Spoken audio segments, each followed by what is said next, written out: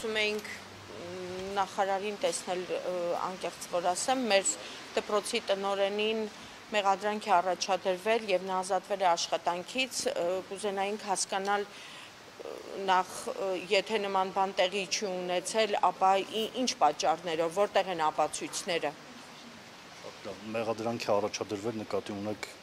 իրավական հարթության մեջ է հարցը գտնում, այսինքն դատախազությունն է մեղադրանք առաջադրել։ Չէ, դատախազությունը չի մեղադրանքն առաջադրել, մեղադրանքը առաջադրվել է մարզպետարանի կողմից եւ բացատրվել է, որ տնօրենը քաղաքական զսպվածություն չի ցուցաբերել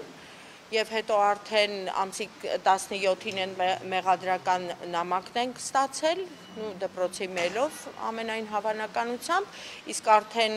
2 օրը այն, որ նա ազատված է աշխատանքից։ Լավ, շատ լավ, եթե հարցը իրավական դաշտում չի, այլ հարց է, այդ դեպքում առաջարկում եմ ուղղակի դուք այն ինչի համար որ հավաքվել եք, տեսա նաև որ դիմում ունեք, առաջարկում եմ դիմումը փոխանցել ինձ, մենք նախարարությունում կուսումնասիրենք եւ քանի որ դպրոցը գտնվում է մարզային ենթակայության ներքո, նաև մարզպետանից պարզաբանում կպահանջենք, կխնդրենք հասկանալու համար ինչն է պատճառը դպրոցի տնօրենին ազատելու, բայց նաև հարգելի գործընկերներ ուզում եմ նշել, որ եւ կրթության մասին օրենքով եւ հանրակրթության մասին օրենքով հստակ ամրագրված է, որ դպրոցը ապաքաղաքական կառույց է եւ դպրոցի տնօրենը կամ վարչատնտեսական համակարգողը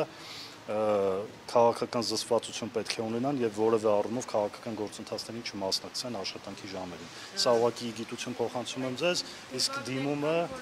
դիմումը կուսումնասիրենք մարզի հետ համատեղ։ Որ դուք ասացիք, որ դպրոցում նման բան տեղի ունենալ չի կարող եւ այլն, ես ինքս էլ տնօրենի հավաստագիր ունեցող անձ եմ, վերապատրաստումն անցել եմ, օրենքներից շատ լավ տեղյակ ենք, ընդ որում ասեմ, որ նմանատիպ որևէ բան մեր դպրոցում